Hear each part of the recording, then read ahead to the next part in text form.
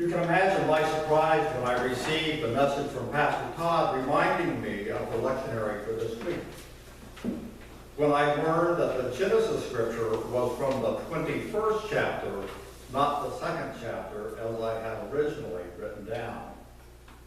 By the time that I received the second message, I had read many other sources and written half of my sermon on original blessing. So I decided to stay with my misunderstanding and continuing developing my planned sermon. I would like all of you to think back for a moment to Harold's reading of Romans and tell me what word Paul focused on. And you have to speak loudly. What word in that reading did Paul focus on? Sin. Sin. Now think for another minute. I mean, Paul says sin in practically every verse of that chapter. Think for another moment and tell me what you think the most important word of that reading was. Now, Cindy, go ahead. I'll have to get Harold up here to read it again. Oh, no. That you've been forgiven. What was that? That you've been forgiven. Forgiveness, that you've been forgiven.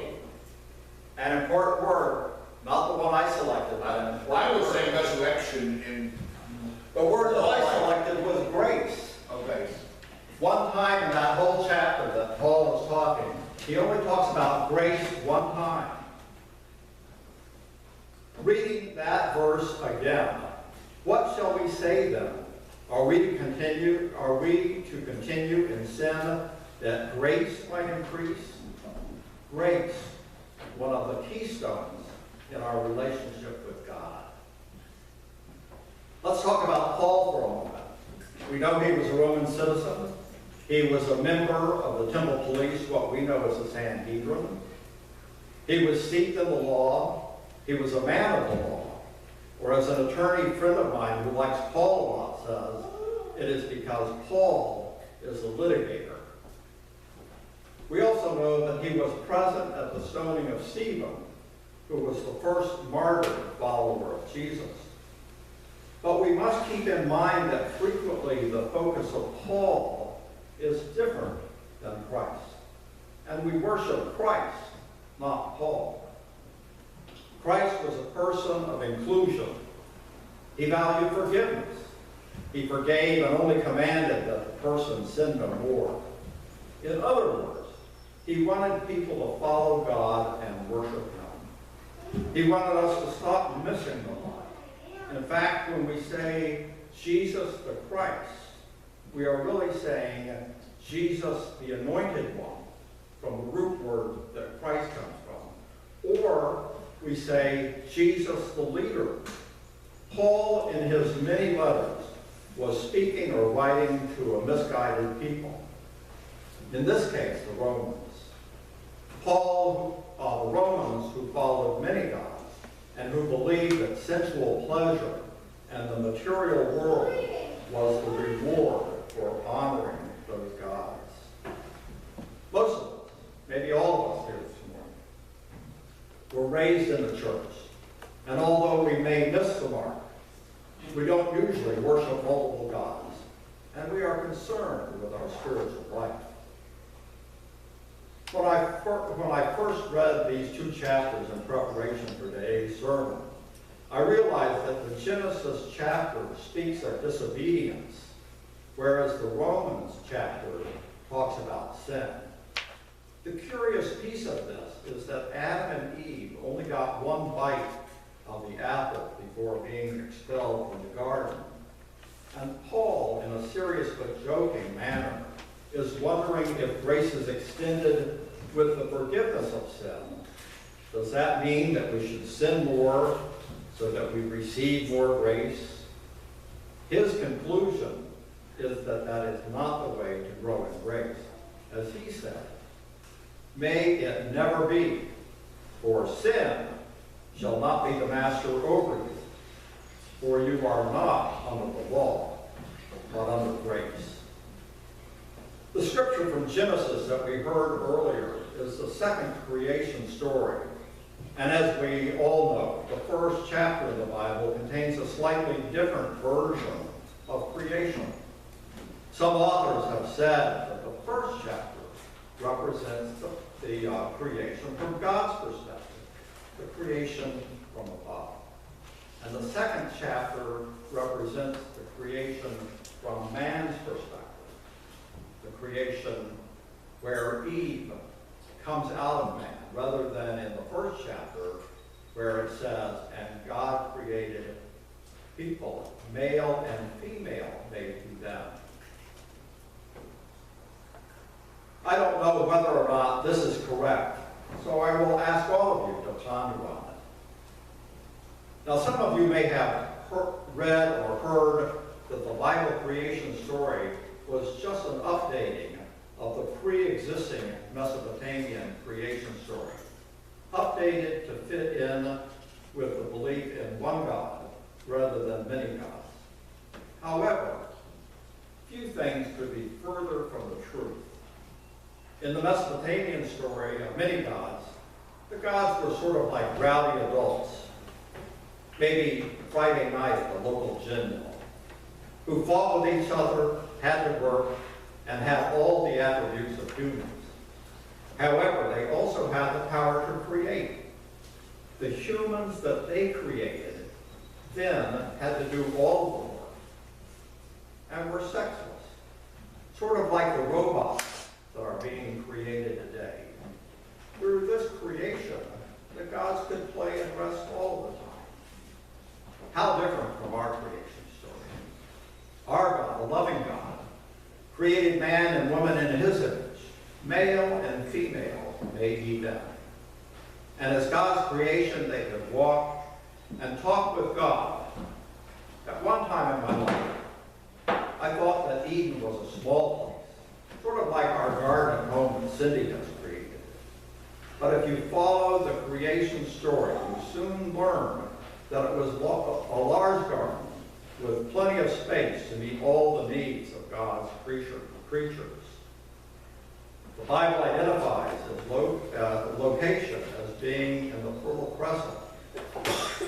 They lived there, Adam and Eve lived there, in a state of complete innocence. They had not eaten of the fruit of the tree of knowledge.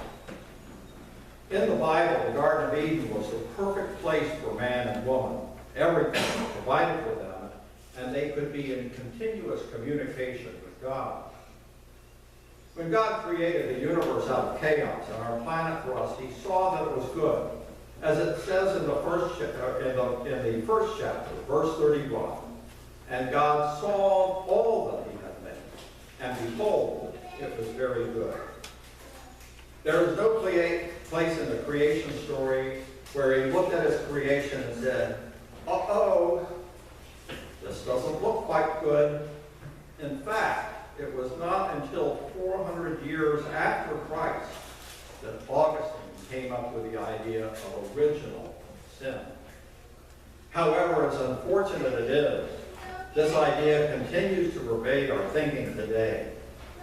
I hope that you agree with me when I say that a baby is born without a speck of sin, that there is no original taint in them. In some ways, Adam and Eve acted like beautiful flowers saying, I don't need you, sun, I don't need you, rain.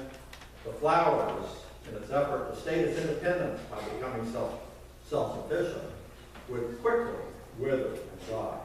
And in some ways, that is what happened to them. They were dependent on God for their existence.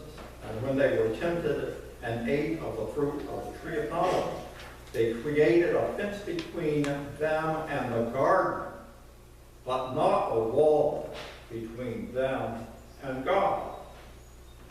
The tempter in this story is referred to as a serpent. The serpent was not Satan.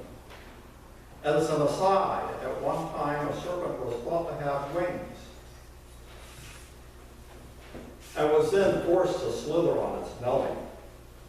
The concept of Satan had not even been conceived of at the time that the Genesis story is written. And when we think about the stories such as with Job, the tempter was testing Job to see if he would give up his love and his worship of God. Now, in the Job story, Satan is referred to many times, the tempter, but in the Old Testament, a lot of times it's translated as capital S-A-N rather than small s-a-n. And Satan was used as a word to talk about temptation, the tempter, not talking about some devil who resides in hell. That came much later with the Hellenistic period, when the people who were following God became influenced by the Hellenistic period, by the Greek period, and took on that belief in Satan and burning in hell. Those things are not biblical.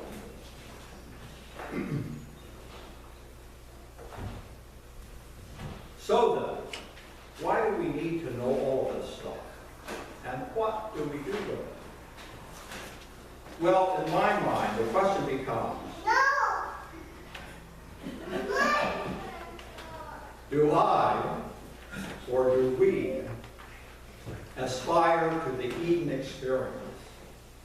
And if we do, what are we willing to do to attain it? We need to give up on the idea of original sin, accepting that God created us in His image to worship and love Him. We need to give up on the idea of original sin, we need to accept that we are the children of God and are able to talk to Him anytime that we need to or we want to. We need to put our love of God in Christ over material things. And by that, I am not saying that we need to give up on materiality and sensuality or withdraw from the world, only that they cannot be first in our life. Remembering that for Job and others, God was first in their lives and everything else was second. We need to realize that it is not the devil that is tempting us, and take responsibility that it is we who are tempting ourselves. And that is not to say that the tempter is not real. It's just that we bring up our own temptations. We give in to our own temptations. It's not the devil sitting on our shoulder or someplace else who's acting as the tempter that draws away from God's attention. And in the words of Jesus, we need to practice loving the Lord our God with all of our heart, mind, and soul, and practice loving our neighbor as much as we love ourselves. Finally, we need to remember that in the name Jesus, there is no room for I or ego. There is only room for us. J-E-S-U-S.